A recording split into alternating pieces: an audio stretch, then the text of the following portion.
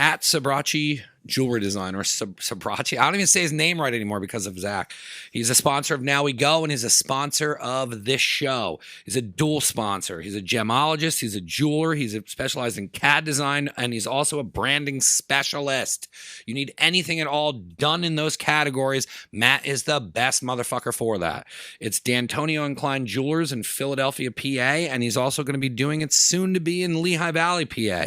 You can call or DM for appointments. He's in Philly on 726 Sanson Street, and you can follow him on social media at Sabraki Jewelry Design. He's made pendants for finishers. We're working on stuff together. It's not just jewelry. We're working on pendants and all kinds of things. He's making rings.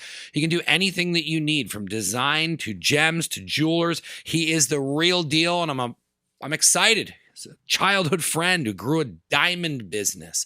He's a jeweler. We did a podcast with him. It's a cool story. Check him out. Sabraki Jewelry Designs. Mad J's Barbecue, www.madjsbarbecue.com. They take cash, they take credit card. You can order online. Order online. It's the easiest for everybody. They can also call in their order. They got 2 locations. They are killing the barbecue game. Started out small. Now these guys got 2 separate locations. They're doing catering. They're doing pop-ups at Seven Sirens Brewery. What else can these guys do? The Nazareth location is over at 52 East Lawn Road. Anybody knows where Nazareth is? It's down past 7-Eleven, right next to Rita's. Shout out Calandra. They are at 52 East Lawn Road, and that's 610-365-7275, and www.madjsbarbecue.com. Justin just opened up the second location, and he is a part of Willow Creek Brewery, and that is 643 Penn Avenue, West Reading, Pennsylvania. I'm going to be having these guys on the show, and they are crushing barbecue, catering, in-store, pickup. They're doing it all, man. They're doing it all. Check them out at madjsbarbecue.com, and thank you for being a sponsor. Eric K. Dowdle, defense attorney.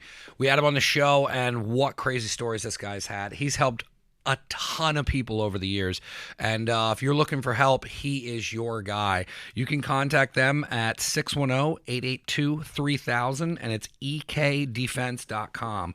Do you have a pending court case? Do you have a court appearance and need a defense lawyer? Do you need proper representation? Felony, misdemeanor, drug offense, assault, homicide, DUI, traffic violation, appeals.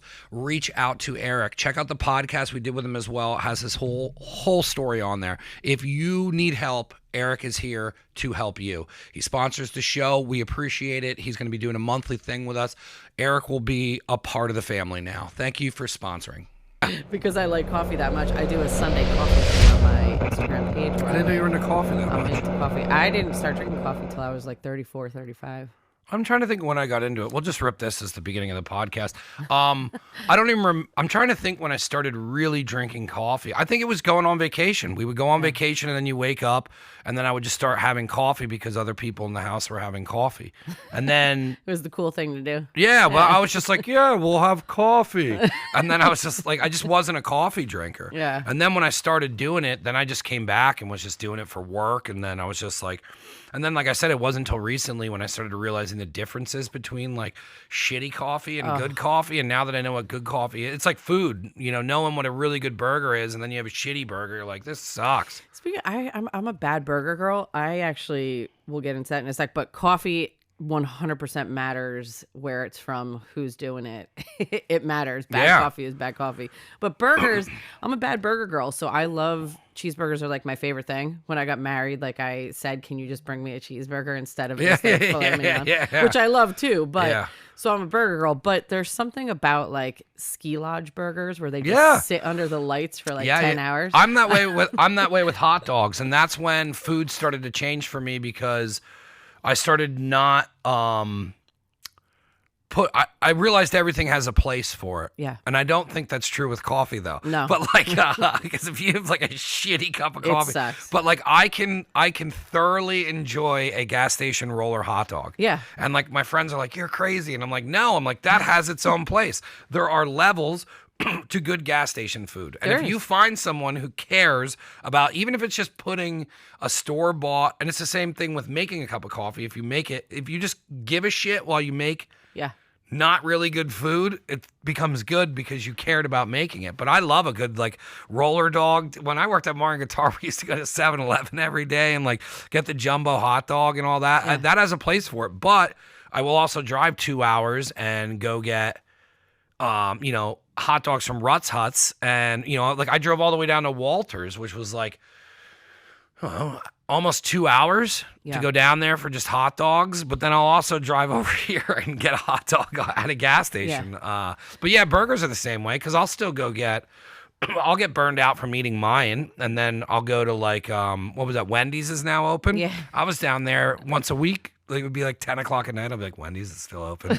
Go get a Frosty and fries and a burger. Done. Check. It's funny because food, you can get disappointed in food and you're like, oh, that sucks. But a bad cup of coffee, when it's bad, It'll ruin your day. I'm so angry over this cup of coffee. It ruins your day. Yeah, like I was saying, we would get coffee from a roaster that was in the Outer Banks. And then that's when I was like, oh, there's like levels to this stuff. 100%. Then when we came back from our last vacation, my partner Gina that does the food with me, I'm like, we should start trying to find good coffee in the Valley. And then it would be, I post a lot of the places we go, but like a lot of that is me just looking for good coffee. Like we went over to the Smile Cafe yesterday, which is like a dope little spot. And they had Turkish coffee. And I was like, yeah, I'll try it. And she's like, how do you want it? And I was like, how do you drink it? And she was like, a little bit of cream, a little sugar. And then it came out and it came with a little cookie on the side. And I was like, she thought I was messing with her, but I was like, what do I do? Do I dunk the cookie? Like, I just wanted to know what their culture did. And she's like, I don't know how to take you seriously. And Gina's laughing at me. And then, but that spot now, I know they have good coffee. They have great breakfast over there. And like, now I'm like, cool. If I'm ever by Lowe's or, out that way, I'll stop in there. But I like having little destinations. Do you go around for food a lot?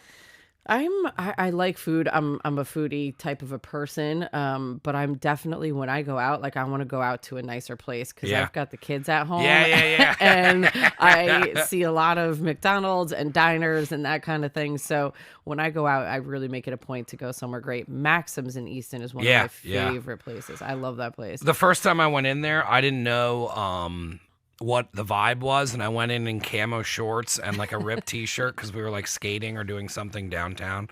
And then we were bar hopping, and then we stopped in there, and then I like got a hat backwards, and the lady's asking me what water I want, and I felt so out of place. But that bar to like sit at is one of my favorite places to go now, and it like hits the list now when I have friends come into town. Hold on.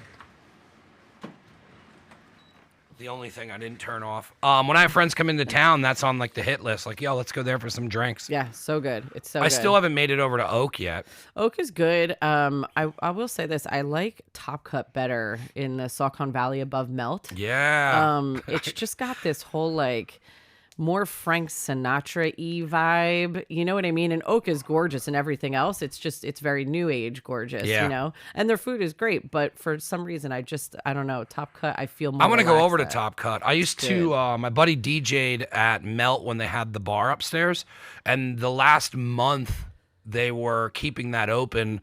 They needed a bouncer. My buddy's like, yo, he's like, if you come down, he's like, on Saturdays, you can get paid. All you got to do is wear a suit and you can listen to me spin records. He's like, there's zero trouble here. You literally just have to check IDs. And the whole reason I took the gig is because I got a comped meal every time. So like I would get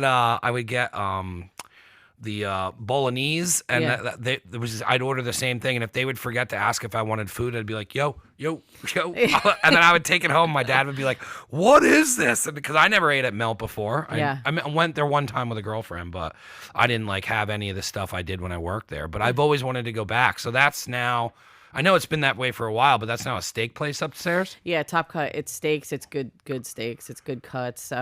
Great drinks. Like it's just. But it's got more of a New York City vibe to it. It's New York, but it's also like old school New York. Like leather. Now I really want to go. Yeah, like leather and stuff like that. And it's just done really well, where you kind of feel like very relaxed. You're having a really good meal. That Manhattan you're drinking is the best Manhattan you've ever had.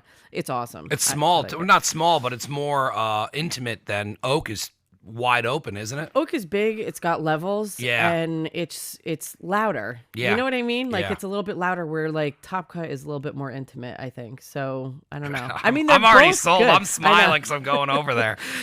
I'm a big steak person. You Yeah. know what I mean? I like red meat. It's Yeah. just where I go to. So for me, both of them are great, but I'm a Top Cut fan for sure. I just booked with them actually in December.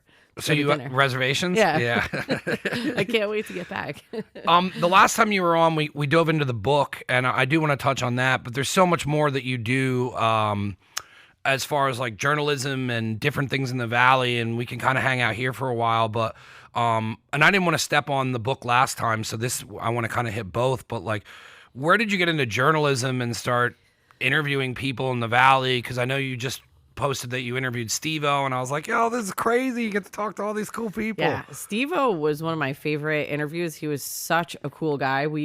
I really think we could have talked for hours, and I feel like he felt it too. You know what I mean? Like we were chilling in our conversation. It was great. He's a guy who is definitely underrated with his intelligence and stuff.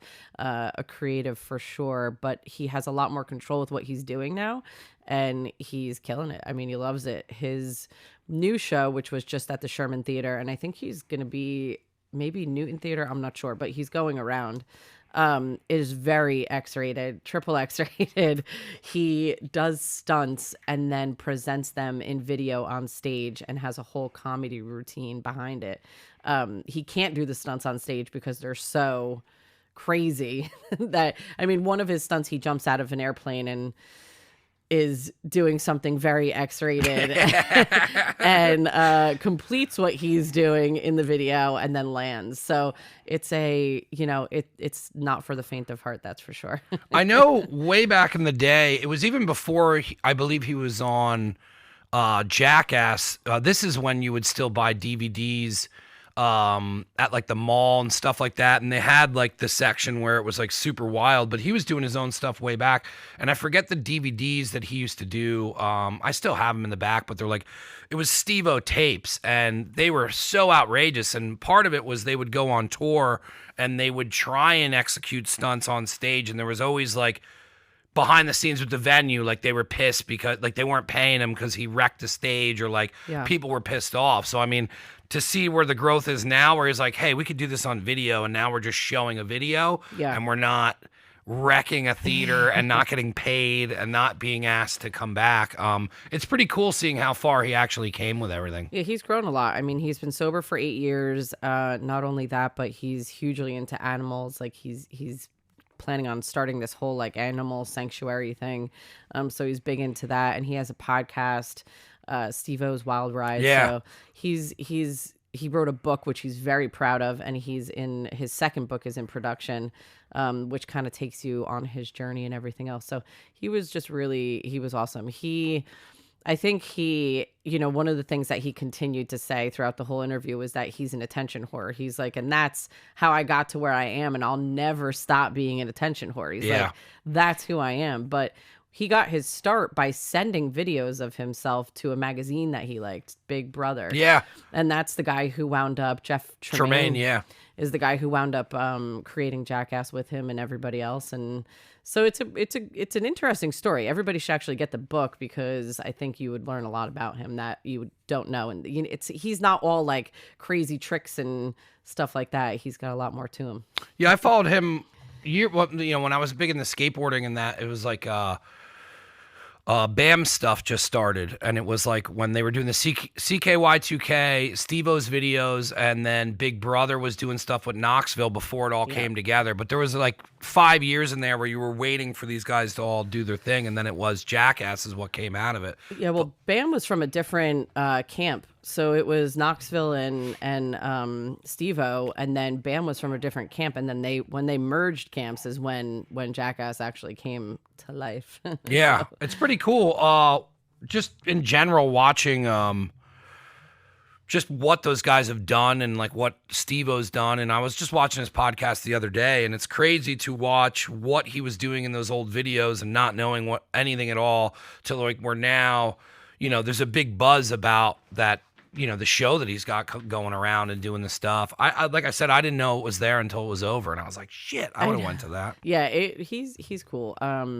He's funny. He's cool. He's so down to earth. He likes to use the word eek a lot, which I don't really know why, but he does. And I mean, it was a great interview. I really enjoyed it. Really enjoyed it. How did you get started in interviewing people in the Valley? Was it something you pitched to somebody? Is it something you built on your own? Like, where did all this start with just wanting to interview and talk to people? So it's kind of funny because prior to what I do now, I was an event planner, and I worked on event design teams in New York. And when I moved out here, I was pregnant. And there was no way I could continue doing what I was doing. I was working 22 hours a day, setting up events, breaking down events. I mean, it was craziness. So I had taken journalism classes when I was younger. I wanted to follow that career path, but I never did. And so I got back into it. I started taking classes online in writing on NYU.com and started writing and stuff like that. And then I saw that a local newspaper was looking for people to write for them. So I started writing for them. They did not like my writing style much. They definitely taught me a lot in the process. But I wrote for them for about 5 years. Yeah, how does that work? Do they come back and they're like, rewrite this? There's editors for I just those. picture the guy from Spider-Man. Yeah, and there's editors for those places, and they come back and like you write this whole article and you're like, yes, I nailed it, and then they completely destroy it. So like they completely pick apart your article and rewrite it for you, basically. And that was a really hard pill to swallow as someone who's a creative and who's a writer. But it taught me a lot. It taught me a lot about writing. And there's all these different styles. I mean, nowadays, like newspaper style isn't really the style that people go for. It's more magazine writing. It's more on the cusp. It's more like where you kind of have free range to put your personality into your writing. But a lot of newspaper articles don't really have that. So, but it was, and so anyway, so I started writing. And I've continued to write, and I just kept pounding at it. And now I've kind of made a name for myself, and I know a lot of the venues and a lot of the managers at the venues, and I'm on all the lists. So they'll email me a list of people who are coming into the area, and I send my interview requests in, and that's how I get them. Sometimes I have to do my own research, though, and that's hard to do to try to like find who's coming to the area. Well, and who like management teams. So you have to kind of figure out like who the management team is behind the person at the venue. And that can be tough because a lot of management teams are hidden. They're in the background. It's not like you go to someone's website and, contact me here. It's very hard. So that can kind of get tough. But that's actually when I enjoy writing the article the most because I'm the one who got it. And then where does the article go out then? Is it through the paper or do you post it on your own stuff? Or I have a bunch of different outlets that I use. So I sometimes will do Nazareth Times, the Lehigh Valley Press, the Home News, but the Home News is very local. So sometimes they won't. So I pretty much utilize those outlets and hope for the best. Yeah. They always print my stuff. So I'm looking for a place that people can read my articles and where I can get printed. So that's where I go to, So after, so you get contacted that they're coming into town. So like the Steve-O thing. Yeah. So then you do that article and then you pitch that to all of the available people that would take your article too? Yeah, and I go to newspapers are hard. You have to kind of stay pretty in line with newspaper style writing. So I really do prefer more online outlets because it's just easier. You really can write how you want to write, and especially an article like Steve-O, it's very hard to tame an article like that. Yeah. And in newspapers, you also have like a limit of how much you can write. So you're limited with how much, how many words you can put into your article and stuff like that. Online, you can just keep writing and writing and writing. Yeah. So I prefer that over newspaper. Now, can you give that article to multiple sources, or is once one person takes it, the rest are kind of... No, I can. I definitely can because that's my article. So Yeah. I don't work for anyone directly. I'm Awesome. freelance. So I can present it. If I wanted to take the Steve-O article and present it to the New York Times, I could. That becomes my article at that point after I interview them. But I haven't yet. I do wish to get syndicated, but that is really hard to do. What's syndicated? Syndicated means that you basically write articles for everyone and anyone throughout the nation. So you could write an article for someone in California, New York, Colorado if you wanted. And it's a different pay scale. The pay scale for freelance writing varies, but it's not great. So you pretty much got to cut your own out with your writing style and then find something that people like to read and pay attention to and then build a following off of it. And then once you have that following built, then there's more eyes on you and then you can start getting into the bigger papers or...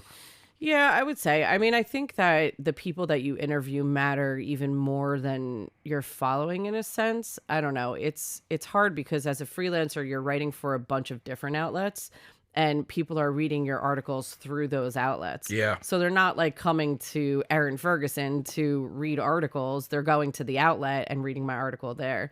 So that's kind of why in 2020, I'm putting everybody on notice. I'm asking for more money because it's a lot of work. It's not as easy as people would think. Dealing with management companies is very hard. Scheduling, writing the article, people think that, you just sit down, write an article in an hour, you're done. It can take me 3 days at times to write an article. You go back and forth to it. You have to change things. You have to make sure all your research was good. You're researching them. You're putting in facts. You're editing their quotes. It's a very time consuming thing. So, well, when you were explaining it, I mean, it was part of the mass appeal. When we originally talked, I was like, 2 podcasts. Yeah.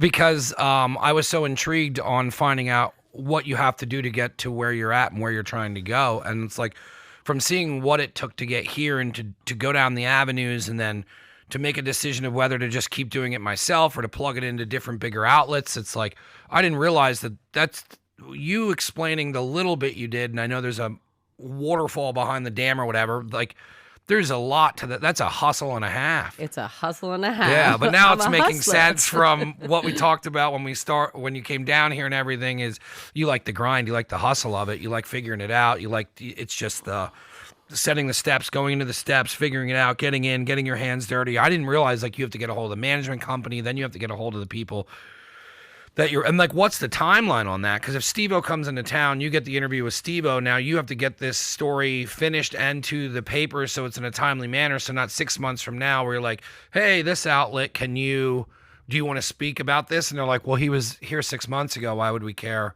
that Steve-O was in town? Yeah, it's tough. And life happens too. So like, this is something I do. No one ever figures that in. Yeah, like life is still happening. So everyone just thinks you got nothing going on. You're like, oh, you just sit around and write. No, and to like after my day, which my day is always like boom, boom, boom. Yeah. To sit down at 8 o'clock and start writing an article, like I want to pull my hair out. Yeah. That is my time. I am a TV person. Yeah, so that's what I do. I stopped because I used to work till like 2 a.m. Yeah. And then I'd have to sleep in because I wouldn't get any sleep. And then now it's like, I'll look at the clock because I'll call my mom sometimes just to get that break. And she'll be like, Michael, it's 10:30. You shouldn't, you're working, my poor child. And then like now I'll hear that in my head and I'll be like, yo, it's 10, like you didn't get any time for yourself today. Yeah. So that's when like, I'll just sit over there and I'll put Succession on or like I'll get it. And then I just disappear. And like, even if it's sometimes I'll put something stupid on Netflix and just be on my phone and just anything to stop my brain from like, you should work, you should keep working. You have to do that. Because I find when I get the most frustrated in life is when I don't have a minute for myself, when I don't give myself that time. Because you get pissed.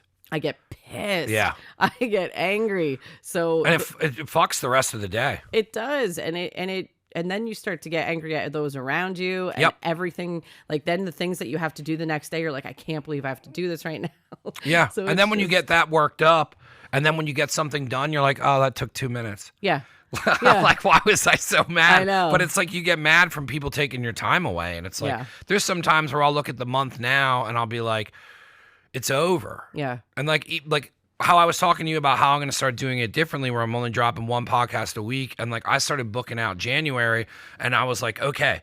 And then I was like, I need every Monday and Tuesday. So I got to the last week of January and I was trying to fill it. And I was like, what if you didn't fill this and you had a week where you didn't podcast and then you could think more because you book so many podcasts and you're doing them a month ahead of time. You're 3 months ahead. Yeah. You've never been 3 months ahead. Why don't you take and then I was like, okay. And then I was like, yeah. I was like, take the last week of every month off not to podcast because if something goes wrong with scheduling, you have a week open and then but like, until you've like punished yourself enough, you don't understand where to take the pressure and the leverage off. And it's always off yourself. Yeah, it's totally true. And when it comes to like writing articles and stuff like that, it is time sensitive because you have to get the article out prior to the show because you want people to know about the show.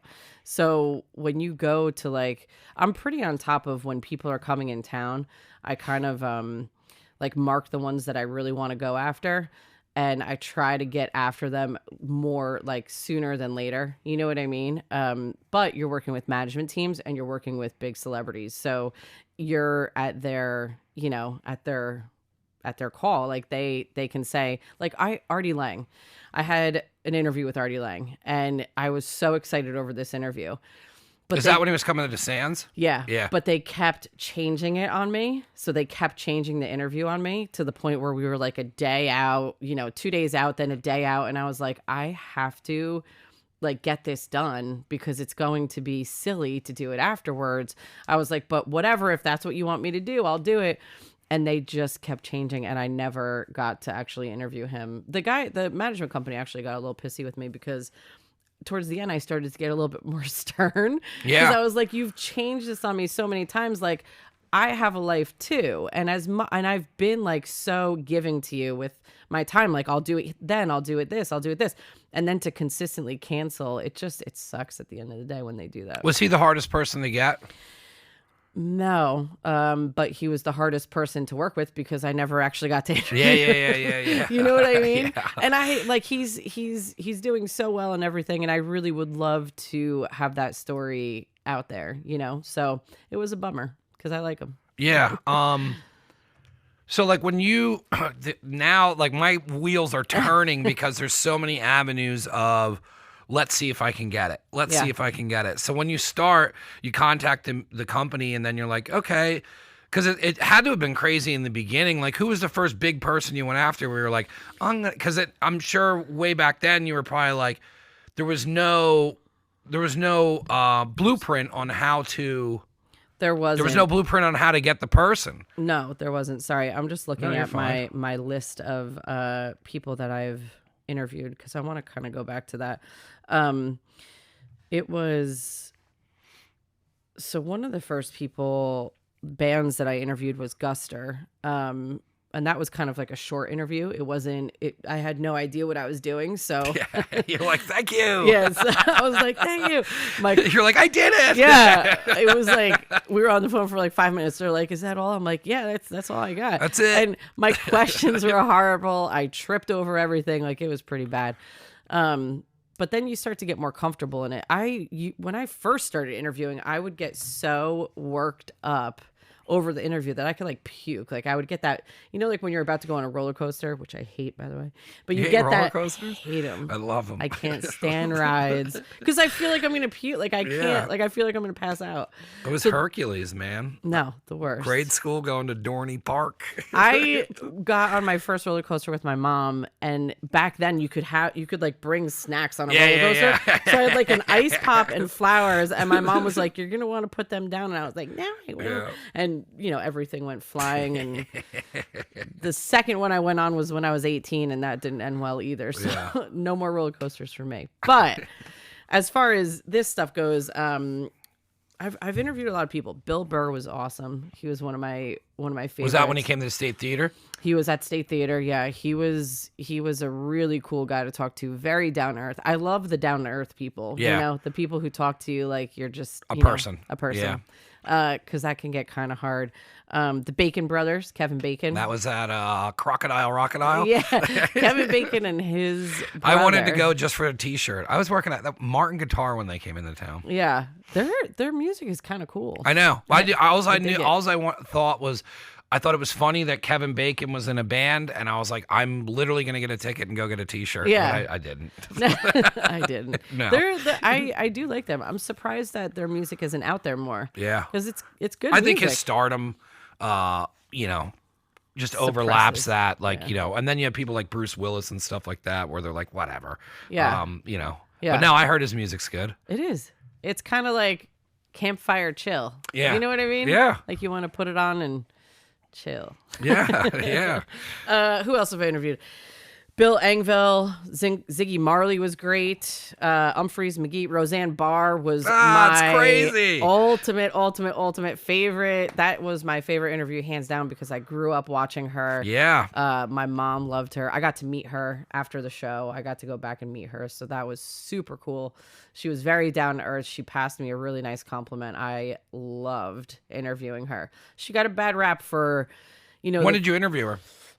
This was like 2 years ago when she was at Penn's Peak. She did Penn's Peak? Yeah. Penn's Peak gets a lot of really good people in their doors. It's it's a great venue too. It's small, so no matter where you are, it's a good seat, Nugent is always there. Yeah, I interviewed him. Yeah. When he I was worked there. up there for 3 or 4 months in the kitchen. Yeah, it's a cool spot, but she was great. She got a bad rap for, some of the things that she said, and it's very unfortunate because I just don't. I think that she was really taken for a ride with all of that, I don't think she feels the way that people think she does. I don't think she's a racist. No. Let me just say that out loud. No, I saw really the Rogan interview. Yeah. Yeah. He's awesome. Yeah. I would love to interview him. Yeah. Like, can you He interview doesn't. him? He goes on a couple of his friends' podcasts, but I don't think they're ever. I don't know if he's maybe done like a sit down interview, but I used to hate him. I don't know. He just annoyed the hell out of me. When he was podcasting or before? Before. Yeah. But now I think he just keeps it real and he just doesn't give a shit, like. I fell into listening to that. I worked a factory and I worked night shift, and I was always obsessed with talk radio. I told you before, and then when podcasts started, I was like, what are these things? Like, it's like talk radio. It's like Opie and Anthony, but it's anyone's format. They're easy to listen to. You find your following. This is when they first started coming out, and it wasn't, that was when you had to tell people what a podcast was. And it was his early on stuff where he had just taken the jump to like producing it, and then he was still on the climb up. So he was like super motivational. Yeah. He's one of the main reasons I started drinking again was I would just listen to his show, and he was talking about like ayahuasca and like finding yourself, and like was just very like pro marijuana on like the positives instead of all the negatives. And then like it really started getting my gears turning on like me not being able to experience as much as I want in life because I have these stipulations holding me back. And then it was to a point where I was caught up, because he was podcasting way more than he is now, but I was caught up on like Rogan episodes, and like it was like I was buying On It products, like all that ad placement works if you listen long enough to something, like and then that motivated me a lot, man. Like he really shaped this podcast. I mean, how it started and how it looks is solely based off of what his video version looked like, and then I turned it into my own thing. But like Rogan, people can say what they want about that guy, but he always holds a special place with me because it was just something I was personally going through. And that show back in the day, before it was more of talk interview style, was like it was really helping a lot of people. And it's crazy what he's done and how far it's come. And I love like when Roseanne was on, I was like, let's go. Like and then like when Steven Tyler was on, and it was like just shit nobody else was doing. And it was the first time seeing something that was either bigger or on par with what Howard Stern was doing way back when we were growing up. Cause that was, that's the real interview. He's going to ask the real questions. Yeah. And now it's like Rogan, not so much ask the real questions, but you get to see a side of the person where they're just hanging out and bullshitting, and you get to see like versions of people. It's not like a, hey, how are you? Like it's the way he does everything and makes it look so flawless is I don't know. It's inspiring to watch what he's built. It is. It's funny because Howard Stern really was the one who kind of started all this, right? Like everybody started listening. Well, Opie and Anthony too. They were right. Well, Howard Stern was definitely first, and then he was. But Opie and Anthony, the two definitely were the people to kind of catapult all this, especially podcasting. Yeah. Like everybody wanted to be as successful as him, which I don't even know. Well, if that's Rogan possible. started from Anthony, because Anthony got fired, and then he had so much money that he was like, I'm putting a studio in my basement. And then he started live streaming, and Rogan started seeing him doing, what I'm doing down here, where you can say whatever you want down here. You can do whatever you want. It goes out onto my network. Like, that was even before YouTube was back there. But then he was like, he's like, this guy's just doing his own thing. Right. And then when you cut out all the bullshit and you don't have anybody to put restrictions on it, it's the best form of somebody's creativity, because you're not restricting them. Yeah, and I think that's like the big thing too, is when they have like celebrities on and stuff like that, it's so interesting to really get to know people that are definitely on a different level than we are. You know what I mean? Like, we can say whatever we want. They've got millions, they've got Bentleys, they're on a different level. So it's cool to get to see them and to really like get to know people. Like, everybody started from somewhere. You know what I mean? Yeah. Like, it's not like these guys just walked out and started driving a Bentley. I guess some of them did. But so it's cool to hear their stories and really tap into their personalities. Some of the interviews I've walked away from and been like, I don't like that person. Yeah. You know what I mean? It's got to be weird with that shit too. Yeah, because there are people who suck. Yeah, yeah. So. And then they're just make everything with the interview difficult. Which is hard for me too. Yeah. Like, I get on the phone with some of these celebrities, and some of them are so amazing and willing to talk and give me everything. And then I get guys who are so dead in the water. Is there any time you just shit tank the entire writing it? Yeah, because no, because I'm cool, because I'm good at what I do, but I have to figure out how to then really creatively write the article. Yeah, because like Collective Soul was awesome. They were so nice. Soul. Yeah, they were so nice. But a lot of their answers was like, it's cool, man. It's cool. It's cool. Yeah. And my questions are, there's a lot that you could provide to my questions. Like, there's a lot of answer that you could give. So it's cool. Doesn't get me much in terms of like putting stuff into the article. So that was a tough one to write, just because they were awesome and everything was cool. You know what I mean? So I had to kind of really, figure out. That's when you got to work. Like, right now, what we're doing isn't work. Yeah. This is two people who Chatting. know how to hold their own in this creative atmosphere. But then there's also people who I'll bring on who are nervous. They're a first-time business owner. They've never been on radio. They don't understand how to completely express yourself. And I'll be like, so where did you start your business? And they'll tell me the whole story in a minute. Yeah. And then I'm like, oh no. And then that's when it's like fight or flight. And like what you said, I'm cool. Like, I can do it. Like, that's when the hard work pays off, because then you get in, that's where doing 1,000 podcasts pay off, where it's like, okay, now we got to get into the mode, because there's different gears. Like, I'm now hanging here. Yeah. We're hanging. Yeah. I don't got to do anything. Like, this is a fun, like, it's really cool to hang. And then when that disappears, now you got to start, all right, where are we going with this? Okay, well, where's this person going to feel comfortable? So, I mean, it's in the same aspect of where you get off the phone, you're like, fuck, how am I going to write this to like, it's brutal. Okay, well, then I got to kind of express how they were feeling in It's Cool Man. Yeah. To now cool. put that into words. Yeah. And how do you turn that into an words article from 3? Yeah. It's very challenging. And it's even more so on a podcast, because you're pulling teeth, and in an article I can throw fluff in and that kind of stuff, but a podcast is a podcast. You can't. How are you throwing fluff in? You're not. It made me start choosing a little bit more who I bring on. Yeah. But also sometimes I'll go and interview somebody with absolutely zero experience, just to kind of like not knock the rust off, but like I'll want the challenge of interviewing somebody who's going to be, and then there's people who come down and they never did it before, and they're just, and they're like, hey, what's up? And I'm like, dude, you're so good at this. Yeah. But sometimes I'll go and I'll just take on, or like randomly lately, a lot of people have just hit me up and they're like, can I come on your podcast? And I just go, yeah. And then they're like, what?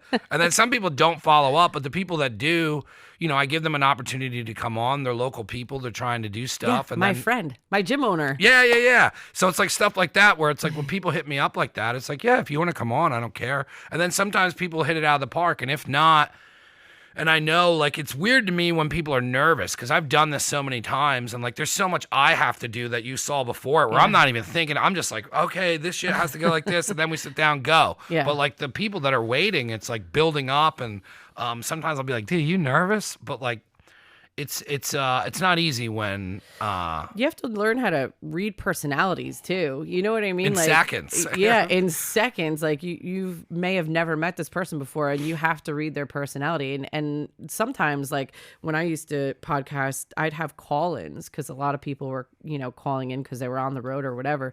And that's even harder because you can't see the person. I don't like call-ins and I don't like Zoom. Yeah. I'm gonna do it more.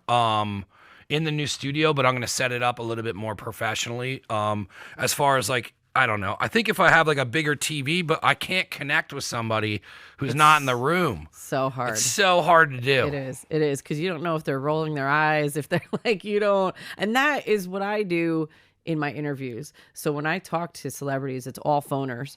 Well, I was going to ask you if you've ever done them in person or are they always on the phone? Always. Is this the method that you choose to use at this point because it's the most comfortable? It is what it is. That's the thing is when you're writing an article about somebody, really phoners are the way to go. You get on the phone with them, you ask them questions, they respond, and that's how you write your article. In an interview setting like this, it's awesome to either have them when they come in town in person or through, like a video screen, that type of a thing. But all of mine are phoners, and that is very hard. And especially, you can tell, like, the second you start talking to somebody, how it's going to go. Yeah. Actually, one of the interviews, the Bacon Brothers, I started out, and their management team was very much like, don't just focus on Kevin. You have to talk to the brother as well. And because everyone knows Kevin Bacon, like he's, 6 degrees. Footloose. Yeah, like he's the best. So, I started out talking to Michael, the brother, and it wound up that Kevin and I resonated better. So it's very hard when like a management team is like, you want to focus a little bit more on him. But Kevin and I resonate. And before we knew it, like in the conversation, he's like, yeah, you get it, Yeah. So it turned and we were the ones that connected better, so it's very hard, but you 9 times out of 10 can tell how it's going to go right off the bat because of the personality that's been given to you. I get on the phone with everyone now, and when I catch myself not doing it, I'm like, you gotta get on the phone with them. Yeah. And like, I'll just call them now and be like, plus I want to go over the format and kind of give them an idea because sometimes people are like, hey, is there questions or like, how's this going to go? So like, I'll get on the phone and I'll be myself, but a little bit more professional because I want to keep the conversation extremely short because I want it to be completely 100% organic. So, like there's a girl, Frosted Chaos. She's coming on. I love her cupcakes. Yeah. She used to have a store, and then what was it? What was it? Something Babes. She was on a show. Yeah. But her Frosted Chaos. Sugar Yeah, Babes? it was something Babe. Yeah. Yeah. And that's when I used to go. She has these orange creamsicle cupcakes. I didn't realize she's in Nazareth. So good. She is? Yeah. Because she was at the Bethlehem Dairy Yeah, store. she's still doing all that, but I'm just saying she's from Nazareth. Oh, I didn't know that. No, Yeah. neither did I. That's and so then when I funny. was talking to her, she's like, yeah, I'm right in town. And I'm like, cool, this will be super easy to do. She's got a great product. Yeah. I'd like to see her. I had Sugar Mirror on, and I should have ate the cookie before the interview, and I didn't. And she laughed, and I ate the cookie, and I was like, oh, you're not making cookies. Like, You gotta you eat know the cookie. how to make cookies. Yeah. So, like, I didn't share them with anybody. She gave me a bunch and was like, give some to Gina, and I took one bite, and I was like, nope. You know that TV time we were talking about? Those Yeah. sugar cookies were over there with me. But, so I told her, I was like, hey, I want to eat it before the interview. And then she was like, cool. She's like, I'll drop some stuff off next week. But I got on the phone with her and like I immediately, where we started talking and where the conversation started going, I cut it off because I was like, cool, now I know what we're going to, because she even said, she's like, oh, it was cool connecting with you. And I was like, yeah, that's what I'm going to do. Like, but it's going to be now, like we're going to do that here. So like, I'm going to connect, we're going to open up. I also have to be completely open and honest, which I've been my whole life, but like that pays itself off in full because now there's so many people that leave and they're like, oh, thanks, I was so comfortable. But I'm like, this is how I am with everybody, not even on a podcast. Like what's funny now is like I'll catch myself meeting people in public and like now I can talk to people better because I'll just like do mini interviews where I'm like, hey, like, That's funny. What's up? Where like before I'd be like, hi. How are you? Yeah. You want a drink? Where now I'm like, hey, what do you do? And like now I do all this shit to like break the ice that I would do in the opening of a podcast. And podcasting has changed how I deal with people. It's how I change. It's almost like how when you bartend, it really took a lot out of being nervous about talking to people because you're forced to like I was so shy when I bartended, and like then when I can't believe that or imagine it. After a couple months of doing it, I was just like, like, hey, what's up? Like now you got your regulars, but like in the beginning I'd be like, ooh, so stupid. But yeah, I mean, the interviewing process is I don't know. I think I like found my own style, and I can't explain it to anybody. It's just what makes me comfortable to do what I want to do because it's intimate. You're just talking to people, especially when you get into like super personal shit. Like I had my buddy Bill on, and he got into like suicide stuff, which he said he was going to share to open, but it was about an hour and a half until he was comfortable doing it. And then like having somebody, people have cried on the show. Yeah. I've cried on the show. Like it's a very, if you are open to what's going on, it's a pretty cool experience. Yeah, Steve-O actually said that his podcast has helped him develop his communication skills. Yeah. And I believe that as well. But it's people aren't just buying into the people that are coming onto the show. They're buying into your personality. So to be anything but yourself would be so foolish because people want to, they're listening because they want to hear what you have to ask and say too. Yeah. So it's pretty cool. But getting on the phone and interviewing these celebrities, like I said, definitely has challenges. Yeah. Do you have to do them when like nobody's home? Like, do you have like a time and like, do you have like a ritual before you start where like, I mean, I don't know. Like sometimes like when before I start here, I'm like, all right, I'll turn the lights on. I'll make a cup of coffee. Like, cause there is a part of it where it's like, I still have to maintain a balance of like, all right, I can't like start freaking the fuck out and like start really thinking. Cause I used to do that. And like before the person would get here, when we were in probably in the first 25, 30 podcasts, it's like I'm so used to meeting new people now that like cool, like I'm excited to network. And then like back then it was like, my heart would be racing, I'd be fucking pacing before the show, and like, it would be fucking weird. And then I would sit down, and when I didn't know what I was doing, I'd be like, hi. And then I had other co-hosts at the time who would like pick the slack up because I didn't understand like what the fuck we were doing. But it turned into like things that it would do it. So like, do you like have a chair you sit in? Like, are you a pacer? Like, what's the ritual when you get on the phone? I'm a pretty big pacer. No, my ritual is when I'm on the phone. My ritual is I sit my kids down in front of the TV and say, "Don't disturb me! Don't you come in Do here!" you even know who Steve-O is? I'm like, I can't show you anything he's done. This is a very important interview. Do not bother mommy. One interview was not good. They were knocking on the door. They were like, mommy, Harlan hit me. I'm like, I swear to God. Because it's not, you can't. No. Like, you can't mess around with these guys. No, and you can't, and you're on, because now that you're saying that, you're on their time schedule. You're not picking the time. They don't care about your schedule. No. And they shouldn't, they're super, like, I'm busy. I'm a very busy person in life. And my life and my time and my schedule matters, especially to me. But to them, they're like, even busier, you know what I mean? And like it's very different. So you kind of have to appease them and their schedule, and so it is what it is. And when they want to do it, you have to kind of make time for that. And prior to this year, both of my kids were home with me a lot. So oh no. Yeah, so it was a lot of, oh my God, what am I gonna do? But here we are. Living the dream. What do you have coming down like the pipe with like where do you see growing with the journalism? Like, like what's your goal? Like how you said you want to get syndicate, like what are your plans for the next year to like become more of a voice and like get your own stuff going as far as like becoming syndicate? Like I'm sure you have a plan. Like what are your plans for the future? Honestly, I'd like to stop writing, to be honest. Writing the articles. I would like to start interviewing on a podcast, the celebrities that come into the area. You should. I mentioned it to you the first time we talked. I know. I was like, you should be doing this shit like this. Yeah, I think that there's a big opportunity there. You hear a lot of men interviewing a lot of celebrities and stuff like that, and yeah, there's women out there, but I just feel like with my background in what I've been doing and everything else, and my personality and all of that, I could definitely bring a pretty cool show to the table. So a good co-host and some awesome celebrities that come into the area, and boom, we've got a show.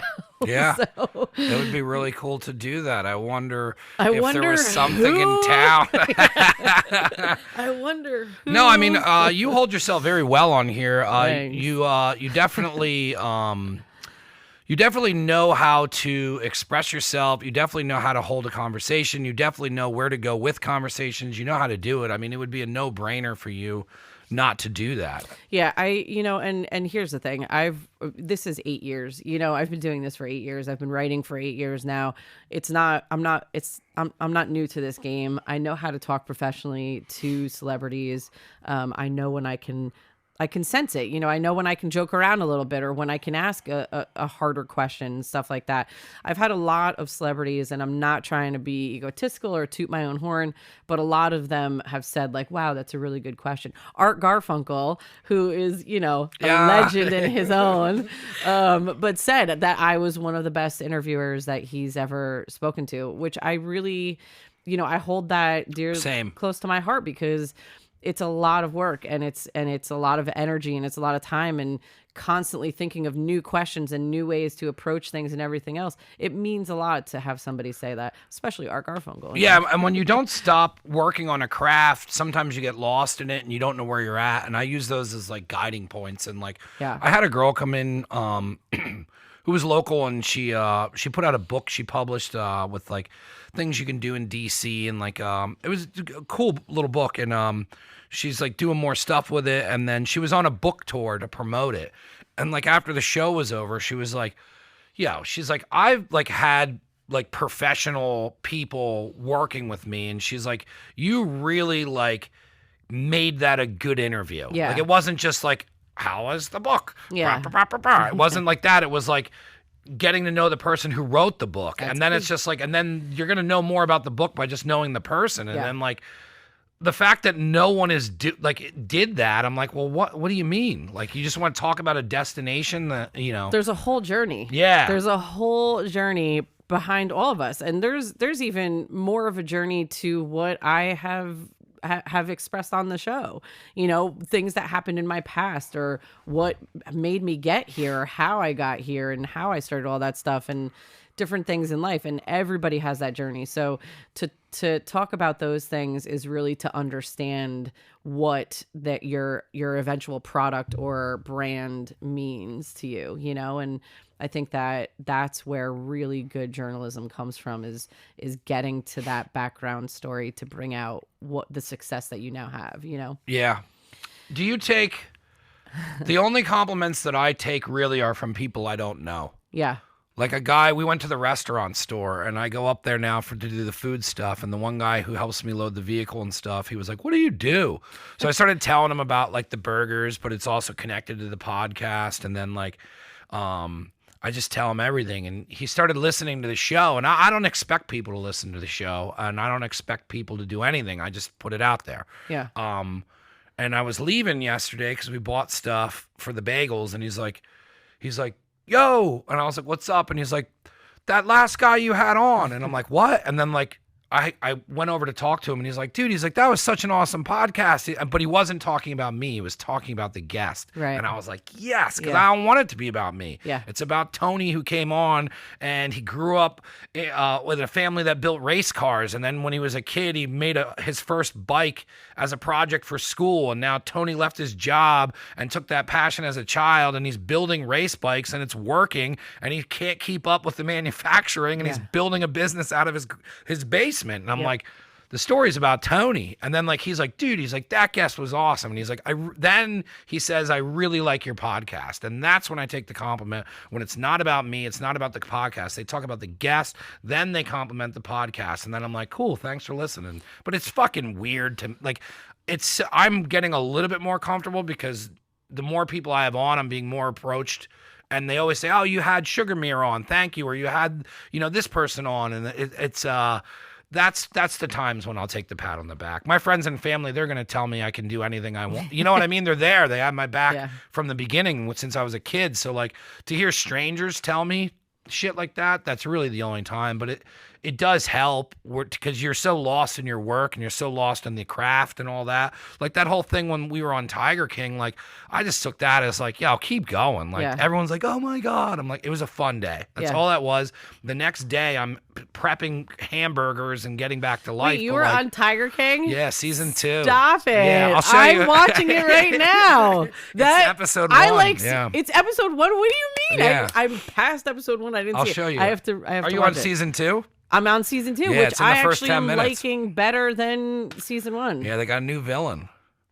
Well, yeah. I mean, it's more about I thought it would be more about him. It's really more about Baskin.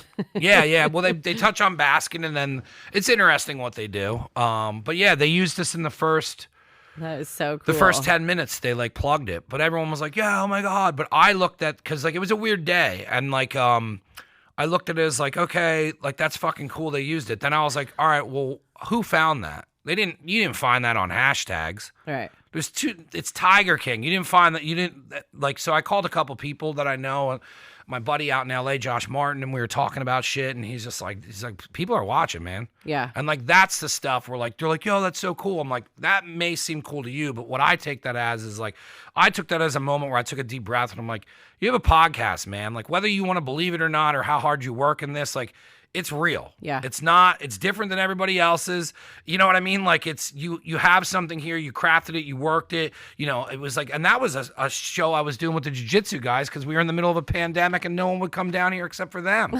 So like, it was more of like a time when like, I keep working no matter what. So like, it's those moments of somebody being like, yo, the show's dope, or like somebody uses your story and then you're like, cool, like you get what I'm doing. And for somebody to get what I'm doing and put it on Netflix and make me look, you know, to capture, cool. well, it captured the essence of like who I am as a person. Like it was me busting balls with my 2 buddies, and that's, you know, like that's not easy to do on air. No. To like make your, you know what I mean, to 100% be yourself, you have to let go. Yeah. But yeah, it's those moments where I look at it and I'm like, you're doing it. Just keep doing it. Absolutely. And I think, you know, Robert Irvine was another interview that I really enjoyed because he is such a giving and incredible person.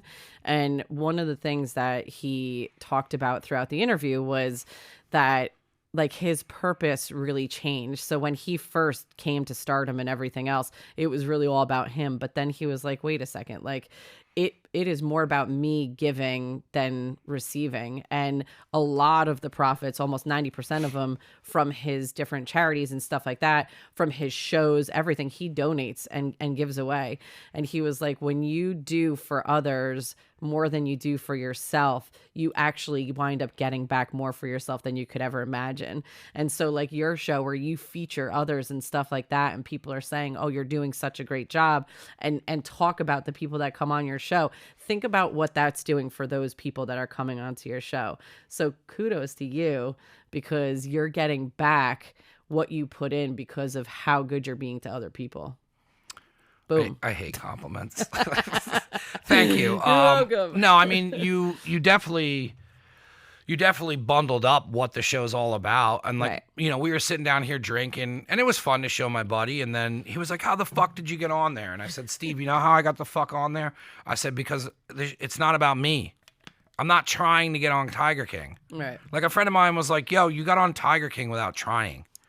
Like, and I'm like, it like fucked me up for a little bit. And then I was like, yeah. Crazy. And then but like, that's the thing, is I'm just being genuine. I'm being honest. I'm creating something out of nothing. And I'm not trying to be, you know, look at me, look what I'm doing. Look at, you know, my Instagram is like, just, you know, even that, it's like that is all about me, and I'm not making it about me. Like, you know what I mean? Like, and it's like so many people make the wrong step of like being selfish about it and wanting the attention and doing all this shit. And then I look at it and I'm like, dude, it's not working, because, you know, like I've worked with people and they're like, man, how are we going to make $1 million? And I'm like, I don't care about that shit. Yeah. I tell everybody, like, everything from here on out is a bonus. Yeah. All I wanted to do was this is my job. So I posted the other day when I went hiking and ran into that hiker, and I should have fucking grabbed him for an interview. You should have. I saw that picture and I was like, oh my God, that would be such a cool interview. I didn't know.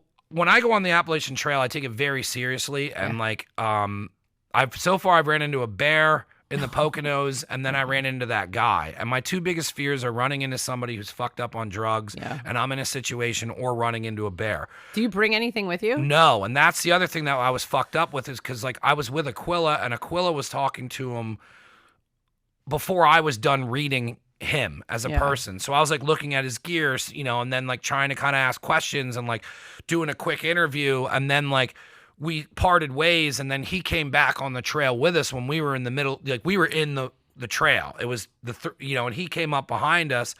And at this point, I'm now realizing that it was probably because he wanted company, but I don't know what that dude had in his backpack. If he would have hit me with a rock, like after we got out of that, I was like, man, that could have went wrong. I decided from now on, like really I'm like wrong. bear spray, and like I have I have a pistol for self-defense that I keep down here, that I don't take anywhere or anything. But I said to my dad, like, I really, if I had that on my chest and like I kept that with me, even for bear or anything like that out there, at least I know that I'm good, and that would have defused anything that guy would have tried to even do. Yeah. But after I met him, he was really nice, and I wanted to know his story, but there was also, where does this go? Yeah. Oh, hey, come back to the studio. And then I'm like, okay, now there's an old version of me that I stopped being because you do give too much. And I'm like, what could have happened if you brought this guy back? And then would it have turned into a thing? A Lifetime movie. It would have become a Lifetime movie. But but then there's also situations where even today I was like, well, what if I would have brought him back here? And then what if he didn't want to go back on the trail? And then what if he wanted to ride somewhere? And then what if it turned into like, this guy's got problems and he's on the run? And I don't think any of that was the case with him. But the first thing he said to me when I approached him is, I said, what's up? And he said, I've been out here for too long. And that's when I was like, okay, you're not thinking correctly. And he was cool, and he was very genuine, and he told us stories about bears, but I should have done something. But I also want a part of this show to turn into where I do stuff like that. And when I run into people like that, I have equipment with me to just pull out and record. Yeah. So it's like, that probably would have been the first way to do it, and it probably would have done well, but like at the same time, I think I was more concerned with my safety at that point. But here's the thing, like all those types of situations and things bring about growth for you. Yeah. You know what I mean? Like that is now something that when you go out, you're going to try to figure out like how to maybe have a recorder on you or something like that. Yeah, and I have one in the back that I could have used my phone. Yeah.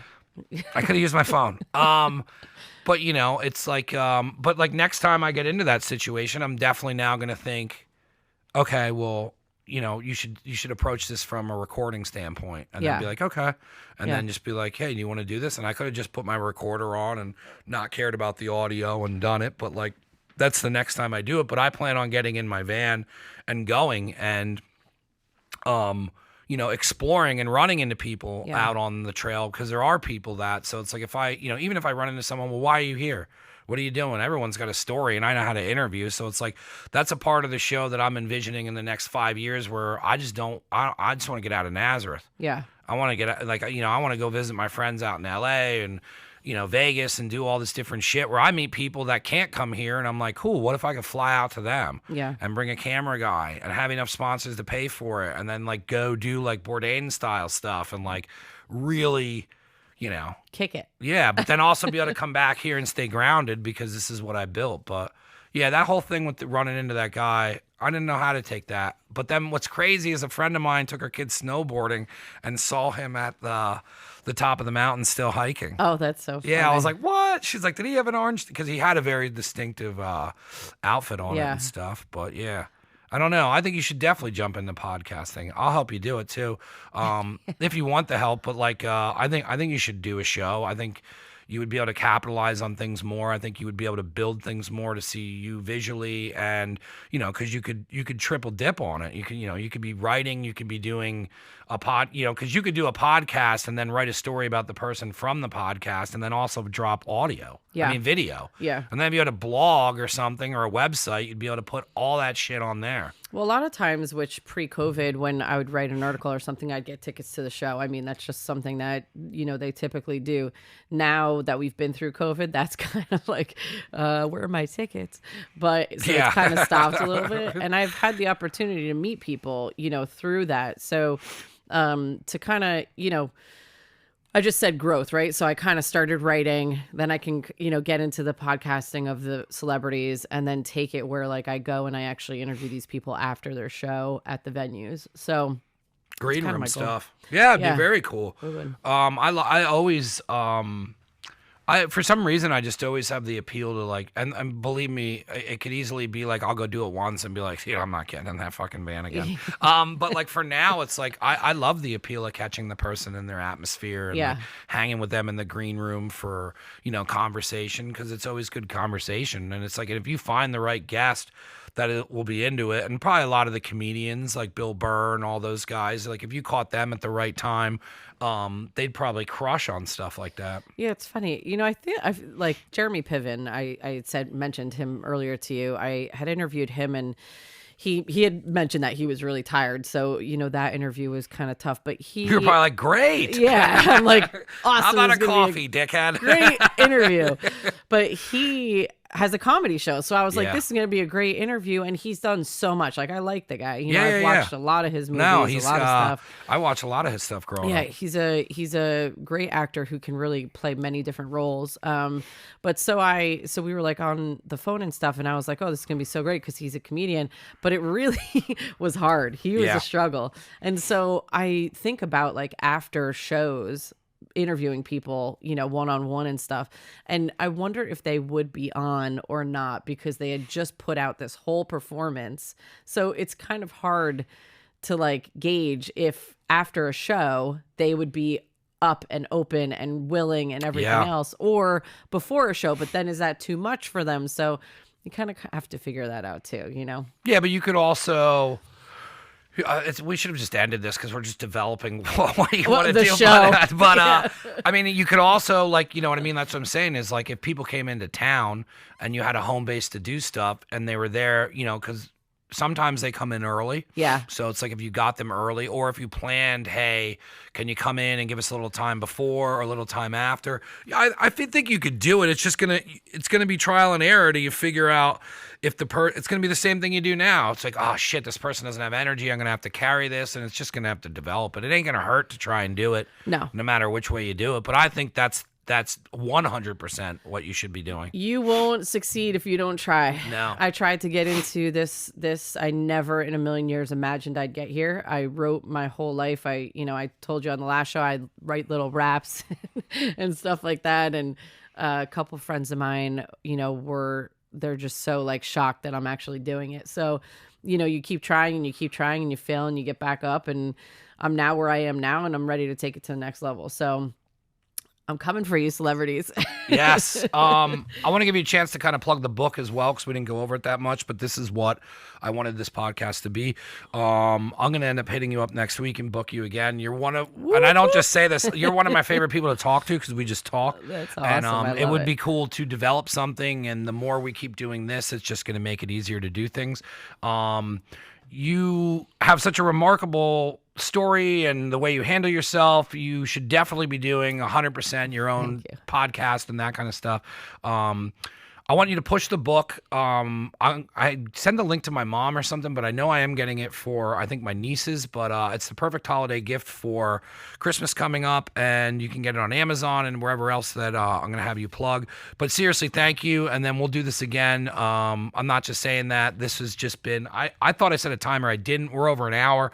We could easily talk for 3 hours, and I'm like, I already have people blowing me up. Be like, I need a bagel. So I'm going to give you a chance to plug wherever the hell you can find the book, and then I'll cut it for like a mini commercial. Then we could drop it on social media next week. Sounds good. So my book, Earl the Christmas Tree Spider, you can get at Barnes & Noble out here locally, at the Promenade on Southmont Way, or at the Lehigh Valley Mall. And it is also at the Moravian Bookshop. Online, you could get it on Amazon, Target, Walmart, or Barnes & Noble as well. And it's Earl the Christmas Tree Spider. It's an awesome book, so get it. Get it. The other thing is, I just want to plug real quick, I have a very small charity through my LLC. Oh, I was seeing you were doing stuff like that. Yep. I wanted to ask you about that too. Happy Holidays for Foster Kids. I had started working with them a couple years ago, or considered becoming a foster parent, which actually helped me write my children's book. It changed the outcome of my children's book. And I am looking for donations for stock stocking stuffers or gift certificates to local businesses. So if you're a local business who wants to donate, it's only 12 kids. It's not a lot. I'm not asking for much, but a gift certificate to your business would be awesome, or a small unisex, all-age type of stocking stuffer as well. You can find me, Happy Holidays by Frankly Ferguson on Instagram. Message me there, and I would love to chat with you. Thanks. Thank you so much. I appreciate you coming on. We will do this again. If you're a first-time listener, first-time watcher, first-time anything with the program, it is neveragainstudio.com. That's where we have everything. The YouTube links in there, Spotify. Anywhere you put in Never Again Studio, it'll come up. iTunes, Spotify, YouTube, and it is all things Never Again Studio, neveragainstudio.com. Thank you so much for coming on. I closed that out correctly. I never closed the show out correctly. Thank you. Boom. I believe it.